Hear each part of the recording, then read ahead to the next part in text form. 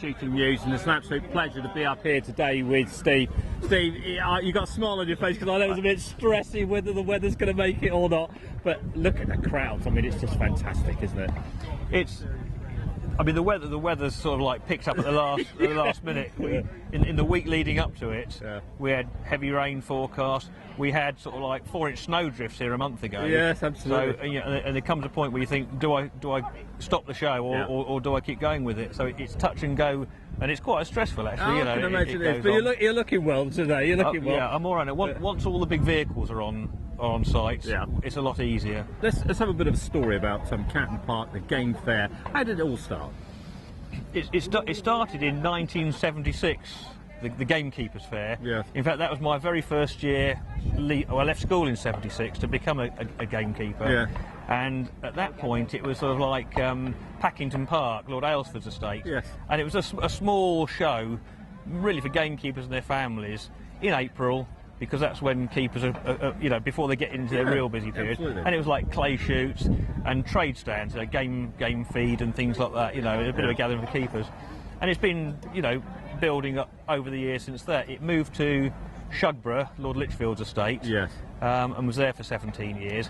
But it's slowly grown over the years. I was going to say there has been natural growth, hasn't there? Well, the thing is, you see, it will never really be a show as such if it's just for gamekeepers.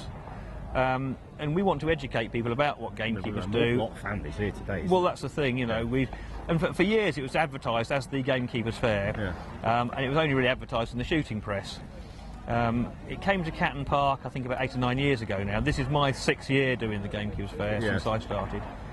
But what I do now, we still advertise in the shooting press about what it is, but we advertise a lot now in the local press, the local papers, local radio. We've broadened it. We want families to come. We want families to come who've never been involved with country life or shooting or field before to come and have a look. And we've got the lovely food producers here and things like that. The food guys are behind us. I mean, there's been crowds here all morning and producing some wonderful foods. We had the privilege of watching them just now, and they had some pheasant on the go, some smoked pheasant. And the amount of people that came up and were tasting it said, "Oh goodness me, that's absolutely gorgeous." You see, a lot of people have never tasted pheasant, or if they have, they often say it was a bit tough. It's how it's cooked, and they love to see how it's done properly. Yeah. But what we're trying to achieve here is this isn't a big game fair.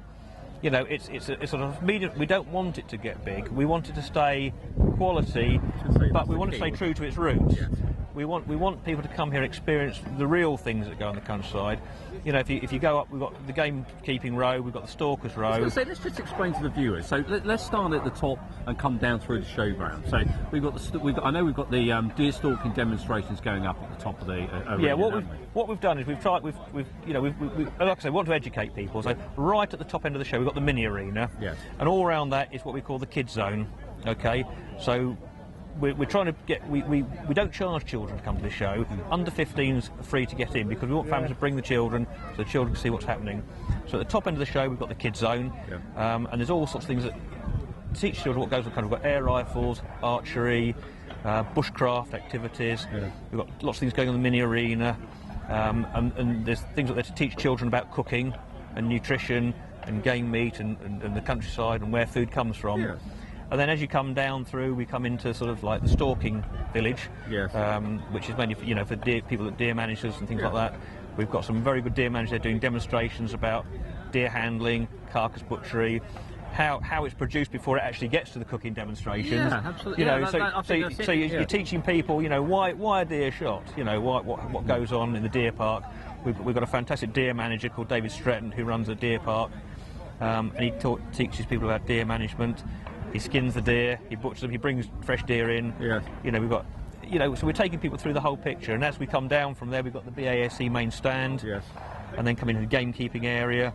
and then we come round into sort of general trade. Come down through, and I mean, I think here we have some of the feeds from the guys that are producing for the gamekeepers.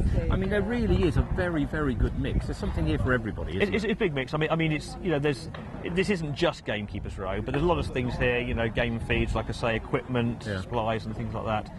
But like I say, we've changed as the years have gone on from just a Gamekeepers show to a family show, and I think you've got to, really, because we've got to involve other people. Yeah. And I think one of the other nice things is as we see some of the wonderful produce that's being brought here from the local farms as well.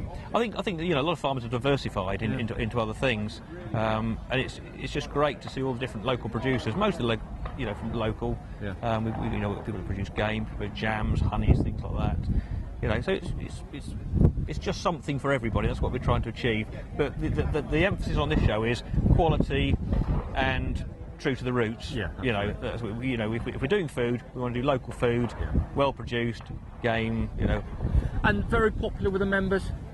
Yeah, I mean, you know, we have a system here where we offer free tickets to Gamekeeper members. Yeah. So if you're a Gamekeeper member of BASC, you can ring up, you get a free ticket, discounted for families.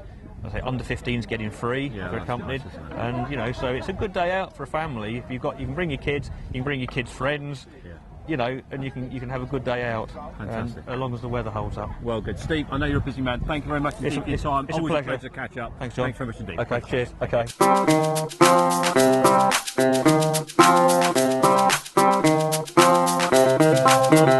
Okay.